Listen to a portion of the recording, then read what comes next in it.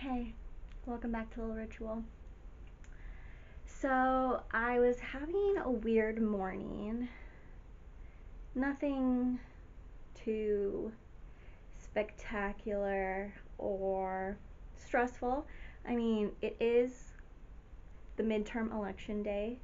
So, every morning, part of my ritual is to turn on the radio and I listen to KPFA, and it's usually news and politics. And it was just putting me in a weird mood. So I listened for about an hour and then decided to turn it off. And as I was trying to fill up my calendar, have my smoothie, and drink my tea, I just felt really off. So I decided to sort of skip that ritual um, for the time being and just watch some YouTube. And I came across Jenn Im's video about her journey to finding a therapist.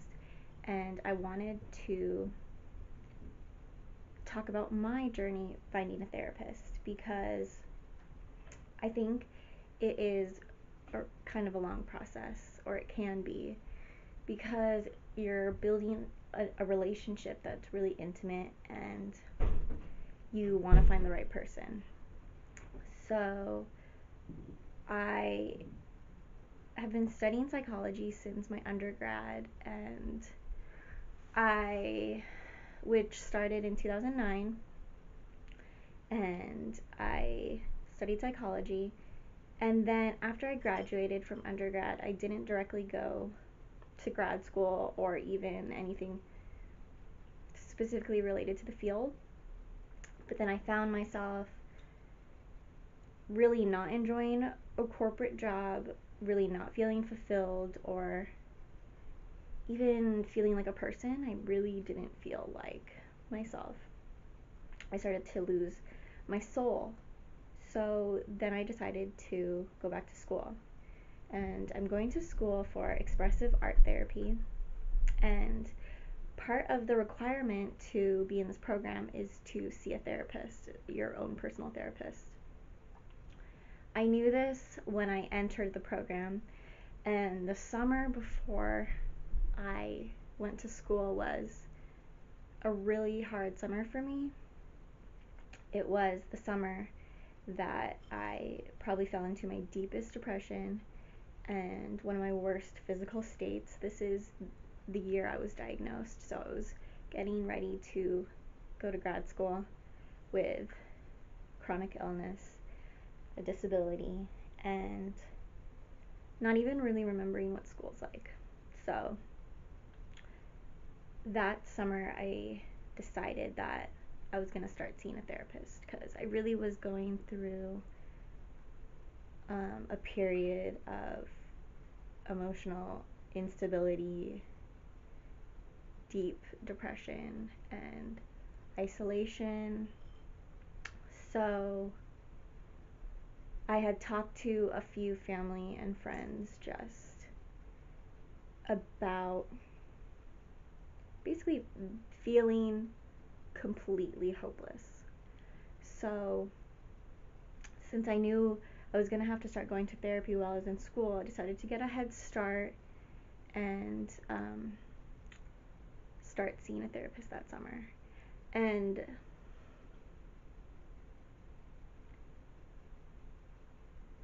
I didn't even know how to start looking. So I had been in contact with my primary health physician because I didn't even know who else to tell. That was the year I decided to go on antidepressants. And I'll probably do a whole video on that later, but basically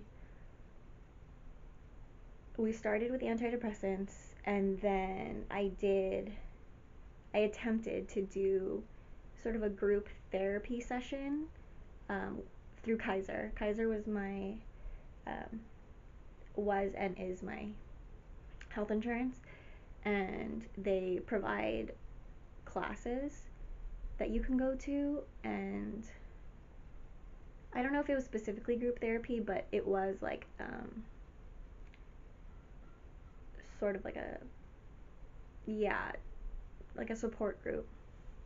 So I went to that, and it was people of all age ranges, but mostly older people, and it was really hard for me to connect or feel comfortable speaking. I was really shy, like didn't have much interaction outside of work, and even at work I totally kept to myself and like never really socialized, and just felt really overall like super insecure person. And also because I was going through these health issues, like I didn't know how much I could reveal to people, or if people wanted to know, or how to even, like I said in my last video, come out as a sick person, or a person with a condition that largely affects my way of being, my life, my health, my emotions, my physicality, and all these things. So I went to maybe one or two of, I think it was like a 6 to 8 week program, and I kind of just gave up. So I decided that I would feel more comfortable doing individual therapy, so I requested to see a therapist through Kaiser. And so I went to the facility, and it had this beautiful garden that was great, but then when I went inside the building, it was just like so cold and sterile and shiny. I don't know, it seemed like there was no life in there, and I was waiting in this waiting room that felt like a hospital. Well, because it kind of, that's Kaiser style, but so my first therapist was a white man, and I was coming in after feeling very abused by the work environment that I was in at the time, and that work environment was full of toxic masculinity, harassment, and greed, and I was being abused by my boss, like emotionally, verbally, and I felt physically, because my body was breaking down due to the overwork that they were inflicting upon me, and just an overall toxic environment. So I went in to talk to this white male that resembled my oppressors, and attempted to tell him about this abuse. And his response, it did make me think. He asked me, why do I, something along the lines of like, why do I think that what they're saying matters or is true? Like, why do I believe them? Why do I think that I'm worthless because of the way that these men have treated me? And what I revealed to him was along the lines of, my boss told me that I'm inadequate, that because I cried to my boss one period of time, that he said that I was weak, that I would never be in a leadership position, that I can't handle this, that I am subpar, that I am just an inadequate person with no future, is basically how this boss in particular, dragging the shit out. Yeah, that, wow, I kind of pushed this into the back of my mind. So anyway, this therapist, asked me why do I believe them? Why do I think that these men, why does their opinion hold so much truth to me? And I mean, yeah, that was a good question to ask, because it stuck with me. But at the same time, I was just like so uncomfortable. Like, I think about how all the physicians or people in like healing professions hold inherently a place of authority. Like, I used to think anything my doctor said was absolutely true, was, they had the expert opinion, and that anything that they said I had to take. I started realizing that this was not the case when my doctor told me that I wasn't disabled. I absolutely knew she was wrong. So ever since then, I've been taking everything that anyone says to me with a grain of salt. And anyways, since that was my first therapy session, I couldn't gauge, like, was that good? Was that bad? I don't know. That was my first session ever, and it was hard, and I cried, and I was embarrassed to cry. And I told him about that, my whole life I've been embarrassed about how much I cry, because I can't help it. And it seems to me that everyone else can help it. Like, I was the only one ever that would cry in school, at work, and how that was wrong. And it was emphasized by this abusive boss, because he said I could never achieve anything if I cried at work. So I decided to just, okay, I'll give it a shot. That was the first time. I tried to schedule another appointment, and basically they were like, oh, he's all booked. Do you want to see him like in a month and a half? I was like, no. So after that, I pretty much gave up for like, I think a few months, if not several weeks. I was like, fine, then it's not meant to be. I just won't go to therapy. But then as the school year was approaching, I really felt like it's necessary. I need to try and do this. I need to try again. And now I know that perhaps a male therapist is not for me. So I called up Kaiser, and I asked them, could I schedule another appointment but switch to a female therapist, preferably a female therapist of color? And they responded with, no, we can't accommodate that, because they were so booked up, which makes sense. And I don't want to, again, see a new therapist and then have to only see them like once a month, which, no, can't deal with. So they said, we can't accommodate you, but we can offer you to see a therapist outside of Kaiser, and then we will cover the costs, and you pay the copay.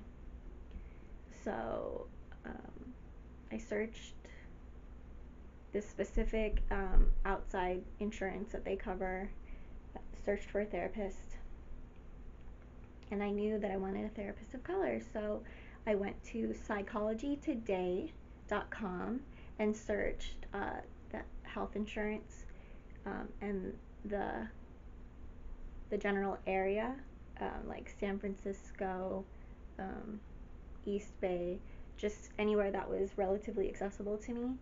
So I did that, and they have information on Psychology Today about the therapist, what type of therapy they focus on, like what types of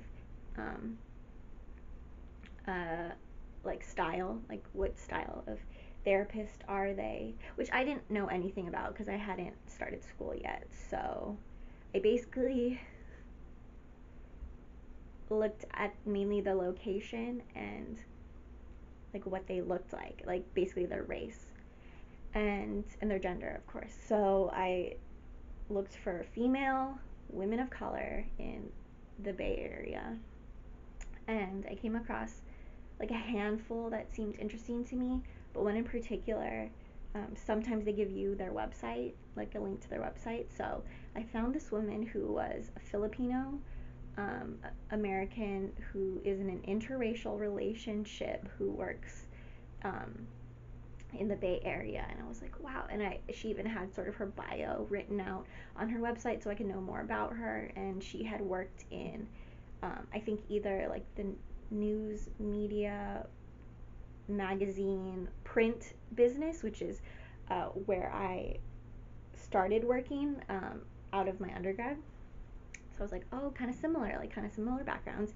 She's married to, I believe, a white male, which I am too. So I was like, yeah, similarities. Like, I think I could vibe with this person. And so what you typically do is like email the therapist and they set up a phone consultation so they can sort of gauge if you are the right fit or like ask you what you're looking for or things of that nature. So I had my first phone call with her and I immediately just started crying. I was like really in a vulnerable state, and my primary problem was that I'm newly diagnosed and suffering from severe depression. So obviously that's like a very vulnerable thing to tell a stranger, like a person that you haven't even met, like you're just on the phone with. So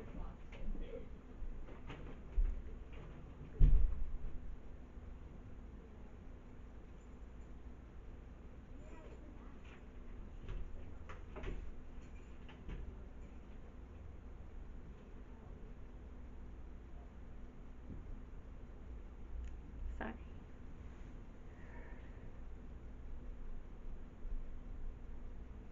Again, this is like a really vulnerable topic, and I could hear like my neighbors coming out of their front door, and yeah. So anyway, this is a hard thing to talk about. Oh, but I'm doing it on YouTube. Yeah, that makes sense. It's hard to be vulnerable in front of other people, which is why it's hard and very necessary to find a therapist that fits. Um, so I started seeing this therapist, and I really liked her, and I thought this is going really great. I don't really have to explain my background as much and like the way I was raised or the kind of pressures that I was on and the kind of tendencies that I deal with. Um, and at the same time, she didn't assume she knew everything. Since we are both Filipino, I would talk about um, just the way I interact with people. And at one point, she said, like I don't want to assume, but I've heard personally that Filipino women often put themselves last. That they always put other people before them, and that maybe part of what I was dealing with was that I couldn't ask for help, and I didn't want to burden people with my illness, and that could have come from cultural upbringings that tell me that I should worry about everyone else except for myself, even though I was in a time where I really did need to think about myself. So that was really helpful to have this person have the cultural background to sort of match where I was coming from. And I saw her for, I think, that whole summer, so probably around 3 months. Um, and I was still seeing her once I started school. So she was very professional, and I felt that she asked really great questions, that she um, would help me put things into perspective by sort of laying them out and repeating them back to me. And there was a point where I made her cry, and I wondered because I hadn't. First, this was my. She, I feel like, is really my first therapist because the other therapist that I saw, I only saw once. But I was like, are therapists supposed to cry? Like, I really wasn't sure. And she cried because I was telling her the story of my mom dying when I was 3 and how I wonder about her. And I wonder what she was like. And well, obviously that's a sad story. And she told me that she was getting emotional because she was thinking of her daughter who's adopted. And she related to the idea that her daughter wonders about her mother, her biological mother, and how painful that must feel. So she showed vulnerability to me and told me something personal about her life, which made an impact on me. Um, I don't know what kind of impact. Honestly, I was kind of confused at the time that this happened, that I made her cry. And so, but I think it was like I was making an emotional connection with her. So now, because she was of the same gender and race as me, well, biologically, I thought that was great for our fit. But then I soon realized, not soon, I think it took me a while, once I started seeing the therapist after that, that actually her being so close in identities with me sort of made it difficult for me to open up about certain things because of what is known as transference. Transference basically is like the similarities that you see in another person that remind you of someone in your life that makes the relationship more difficult, or difficult in a sense that you're projecting emotions onto this person. So I was projecting, sometimes she would remind me of my mom, or I would think like maybe my mom would be like her because she was a Filipino woman. Or I would think like, oh, she reminds me of a tita or an aunt. Like I would think I was related to her. So I wouldn't be able to tell her certain things.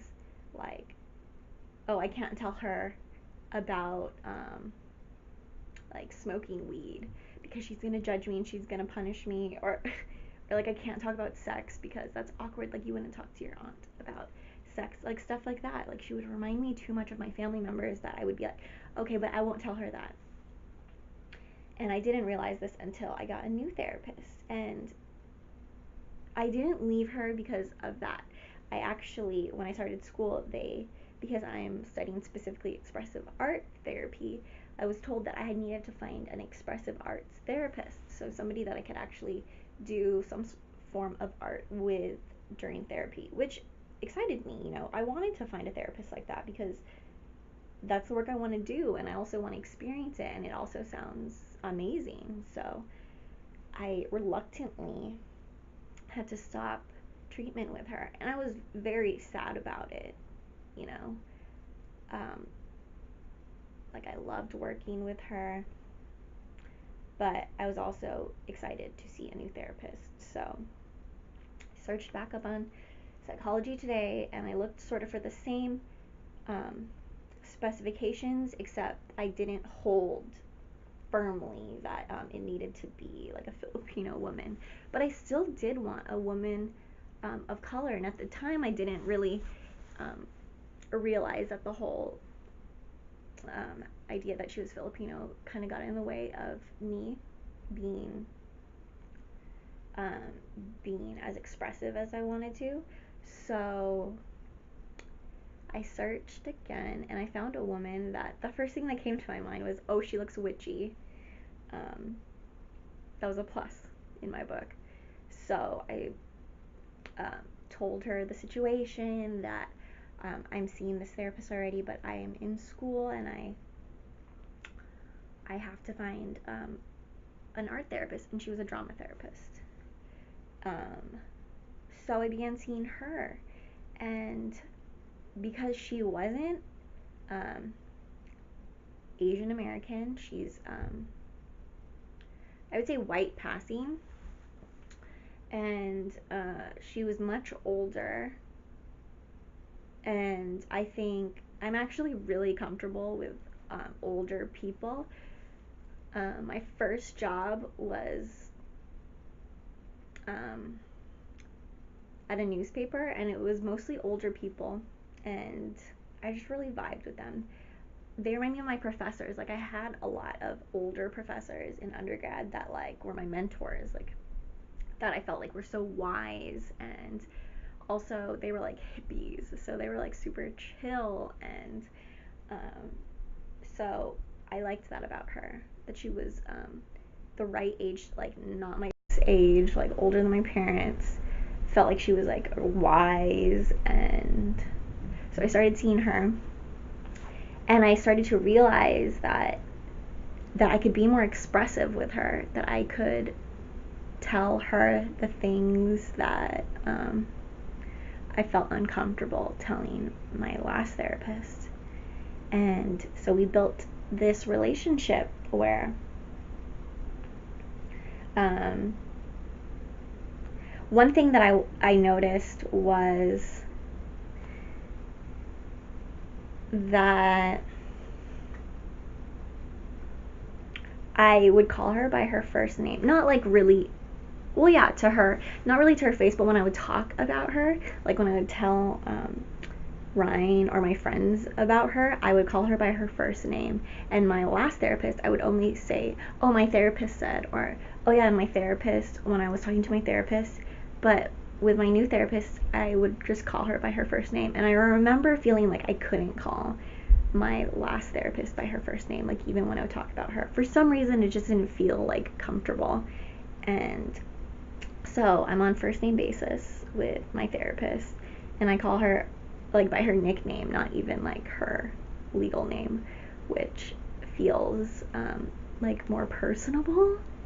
And so I'm currently seeing her and love her, and um, she matches me. Like, she's very unconventional, not like super unconventional, but when I was in my first semester of grad school, and I was seeing this therapist, so I was learning like the basic clinical skills of a therapist, and I was seeing how she was working sort of outside of those things. One thing is disclosure, like how much do you disclose as a therapist to your patients about your personal life?